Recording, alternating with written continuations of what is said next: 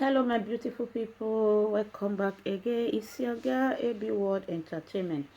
Good morning, good afternoon and good evening, depends on the time you guys are watching me from.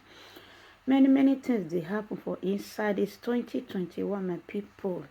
Another one don't reach our table again. This beautiful bride where she just new wed her husband for Austria. Now im matter na make me come outside. Now about a few weeks ago, now this thing happened for Austria, for Vienna.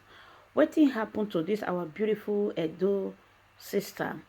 She 2 days after her traditional marriage, now the husband used knife take shuku all the candle wey dey inside her body come outside my people. I no know wetin dey happen for inside Nigeria again.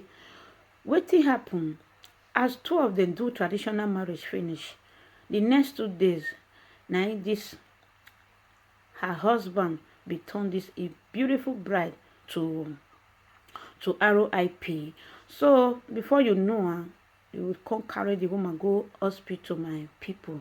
As they carry the woman go hospital, na there na brother begin dey cry, dey shout.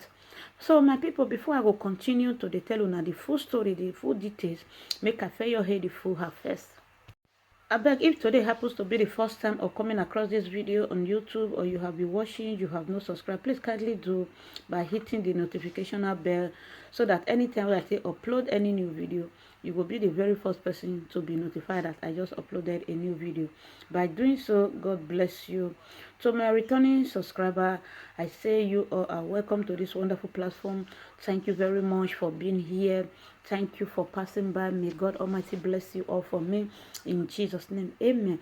So my beautiful people, as I they talk, they go. This beautiful husband or wife just newly do their wedding for Austria, their traditional marriage for Austria. Just 2 days after the traditional marriage, now the husband be give his wife RIP. He say na monster na in the disgwagwa. He say wetin he see not be his wife in the shuku wetin shuku. He say na monster na he see. My people, before police come, this woman don already get 40 different shuku for body. Wetin his husband do to her. Whether the man drink, he not drink, nobody know. But if you see the man, you go know say he not drink. Just 2 days, they still dey their honeymoon. Where the problem for come, we no know my people. Now I say things they happen for inside this world though. How can person wey supposed to dey honeymoon go shuku his wife? The next thing will tell you say na monster in see. I never hear that kind type before. Things they really they happen for that country. Not before Nigeria this thing for happen. Now inside Europe for here for Austria. Now they say this story for burst out. When I hear it, I shock. I say, for this Europe, now these things for the happen, and this woman find rich. Wetin go make man go come say he want just turn her to RIP just 2 days after marriage. I get many talky where I want put inside this matter, where it will make man want turn his beautiful wife to RIP. Maybe first one is shop person money. Make una not vex the way I say talk am, but now the way the something they do me now make me talk am. So maybe first time he shop another person money where he not supposed to shop. You know, say na Europe with dey man for woman to drop money for ground for another man, for another man. Maybe the man don't already promise, and not be 1,000, 2,000. Now make woman go say one goes to extra mile to go this one person. Maybe it will reach 1,000, 20, 30, 40. You understand?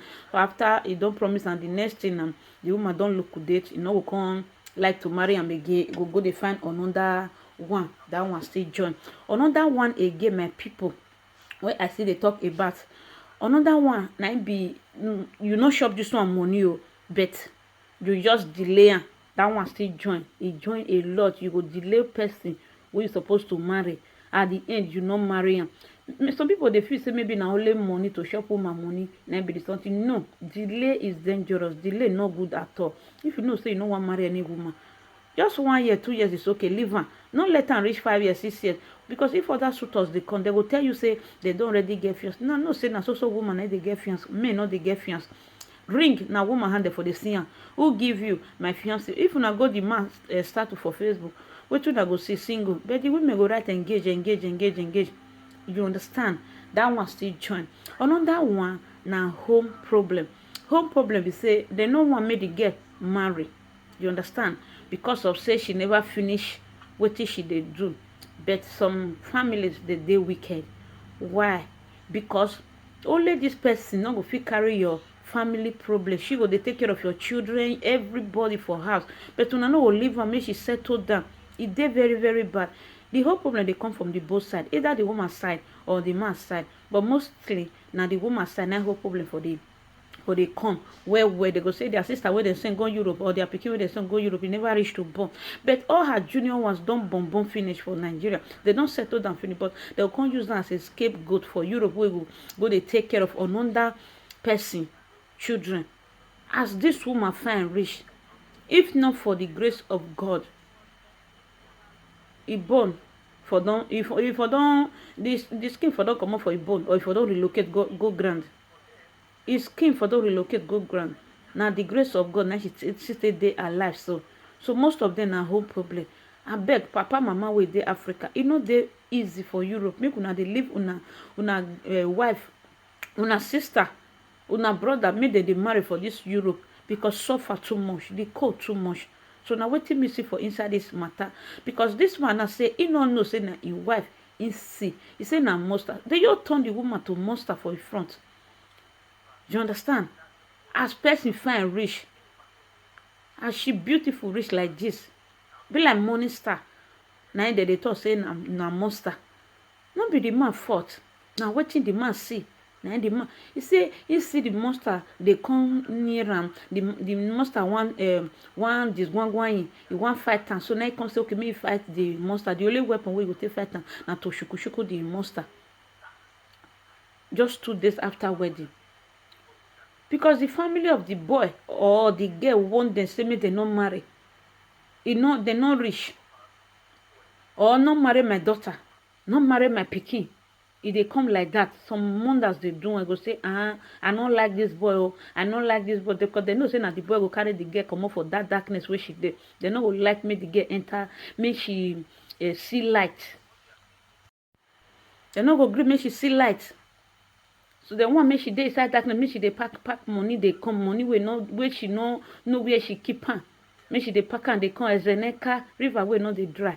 Now waiting some parents they do. Even the men self.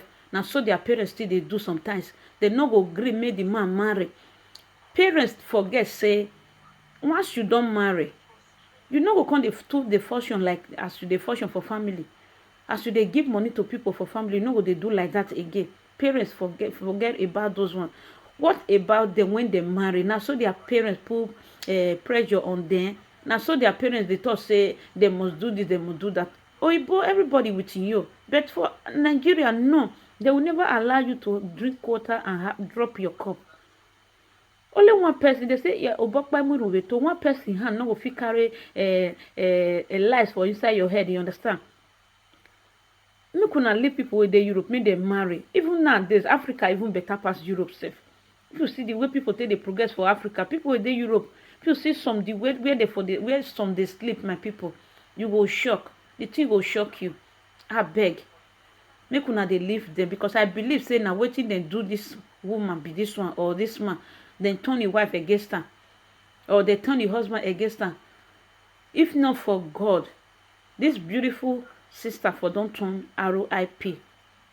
My people, we need to go closer to God. We need to be prayerful, because people who they deal with for Africa, they not be human being at all. Most of them not be. So now I say make I bring this video come out and make people still see wetin dey happen for inside Naija. Wetin dey happen now I say make I let una know. So thank God say police quick come and neighbor quick respond. If not, this woman be don go just 2 days after marriage. May God carry bad news away from us in Jesus' name. Amen. Abeg make una help me share this video. Give it a thumbs up. Leave comments for me in the comment section, so when I get there I will reply you all. God bless you all. Bye everyone. Choose.